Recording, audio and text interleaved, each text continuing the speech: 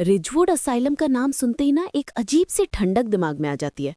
30 year से ज्यादा हो गए, बिल्डिंग बंद है, लेकिन लोग अभी भी उसके बारे में बात करते हैं। तुमने नोटिस किया, हर हॉन्टेड जगह की एक ऐसी ही कहानी होती है, पर रिजवुड का रूम 313 कुछ अलग ही लेवल पे है। बिल्कुल। और रूम 313 की जो रेपुटेशन है वो सिर्फ लोकल लेजेंड नहीं है। हिस्टोरिकल रिकॉर्ड्स भी ये बताते हैं कि ये रूम स्पेसिफिकली आइसोलेशन के लिए डिज़ाइन हुआ था। अर्ली 20th सेंचुरी में असाइलम्स में ऐसे रूम्स का यूज़ होता था उन पेशेंट्स के लिए जिनको इंटेंसिव सुपरविजन चाहिए होती थी। लेकिन रिजवुड के केस में रूम 313 के अराउंड जो स्टोरीज हैं वो काफ़ी डिस्टर्बिंग हैं। हाँ, और दिसंबर 14, 1989 का इंसिडेंट तो सबसे ज्यादा मिस्टीरियस है। एवलिन कार्टर, एक यंग जर्नलिस्ट, अपना पहला बड़ा स्टोरी चेस कर रही थी। उसने सुना था कि रूम 313 में कुछ अनहोली हुआ था। नर्सेस के विस्पर्स, स्क्रीम्स जो पेशेंट्स के जाने के बाद भी सुनाई देते थे, ये सब उसको अट्रैक्ट कर रहा था। एवलिन का अप्रोच भी काफ़ी मेथोडिकल था। फ्लैशलाइट, रिकॉर्डर्स सब रेडी करके वो एक कोल्ड अक्टूबर नाइट को अंदर गई। उसने माइक में रिकॉर्ड किया, रिजवुड असाइलम इन्वेस्टिगेशन नाइट 1। उसकी आवाज़ में हल्का सा डर था, लेकिन डिटर्मिनेशन भी क्लियर थी। हाँ, और जब वो अंदर गई तो कॉरिडोर्स में पीलिंग पेंट, रस्टेड व्हीलचेयर्स और वॉल्स पे scratched warnings, don't listen to her. तुम सोचो, इतने सालों बाद भी सब अनटच्ड था। रूम 313 का डोर चेन्ड था, पर चेन लूज थी, जैसे किसी ने जानबूझ के रास्ता खुला छोड़ा हो। और जब वो अंदर गई तो सब कुछ वैसे का वैसा पड़ा था। बेड, टेबल, एक डस्टी रिकॉर्ड प्लेयर। एवलिन ने जैसे ही रिकॉर्ड बटन दबाया, प्लेयर खुद से चल पड़ा और एक पुरानी रिकॉर्डिंग से ललेबाय बजने लगी। Sleep little one, sleep. ये डिटेल मुझे सबसे ज्यादा हॉन्टिंग लगती है। फिर साइलेंस। रिकॉर्डर ने एक विस्पर पकड़ा, why did you wake me? Evelyn freeze हो गई।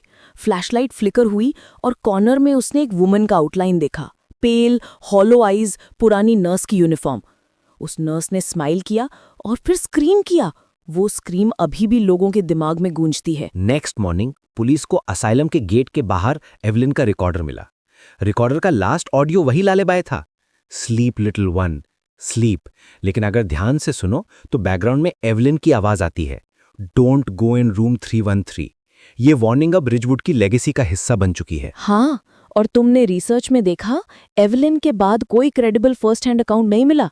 असाइलम 1980 के फॉल में ऑफिशियली बंद हो गया था और अब तक 45 इयर्स हो चुके हैं। स्टाफ या पेशेंट्स का कोई डायरेक्ट विटनेस अवेलेबल नहीं है। रिकॉर्ड्स भी या तो कॉन्फिडेंशियल है या मिसिंग। और रूम 313 की सिग्निफिकेंस सिर्फ र्यूमर्स तक लिमिटेड नहीं है। हिस्टोरिकल एनालिसिस से पता चलता है कि ये रूम हाई रिस्क पेशेंट्स के लिए था। साइकेट्रिक प्रैक्टिसेस उस टाइम पे काफ़ी हार्श होते थे। इलेक्ट्रोकन्वल्सिव थेरेपी, एक्सपेरिमेंटल प्रोसीजर्स और आइसोलेशन। लेकिन रूम 313 के स्पेसिफिक रिकॉर्ड्स मिसिंग हैं, जो मिस्ट्री को और गहरा बना देते हैं। पैरानॉर्मल इन्वेस्टिगेशंस भी हुई हैं। 2024 में गॉथम पैरानॉर्मल रिसर्च सोसाइटी ने स्टडी की थी। Unexplained temperature drops, EVPs, shadowy figures, specially room 313 के आसपास। लेकिन कोई कंक्लूसिव साइंटिफिक प्रूफ अभी तक नहीं मिला। सब कुछ एनेक्डोटल है, रिकॉर्डिंग्स, पर्सनल एक्सपीरियंसेस। और लीगल और सेफ्टी रीजंस की वजह से अब वहां जाना मना है। स्ट्रक्चर अनसेफ है, unstable floors, asbestos, falling debris, plus private property है तो अनऑथराइज्ड एंट्री इलीगल है। 2015 में कुछ थ्रिल सीकर्स वहां गए थे और वो कभी वापस नहीं आए। ये भी रिजवुड की अर्बन लेजेंड का पार्ट है। एवलिन कार्टर की डिसअपीयरेंस के बाद इंटरेस्ट और बढ़ गया। पैरानॉर्मल इन्वेस्टिगेटर्स, हिस्टोरियंस, सब ने ट्राई किया ट्रूथ फाइंड करने का, लेकिन एक्सेस रिस्ट्रिक्टेड है। और जो ललेबाई उसने रिकॉर्ड की थी, उसकी ओरिजिन अभी तक अनआइडेंटिफाइड है। कोई नॉन कॉम्पोजिशन नहीं मिलती, कोई रिकॉर्ड नहीं मिलता।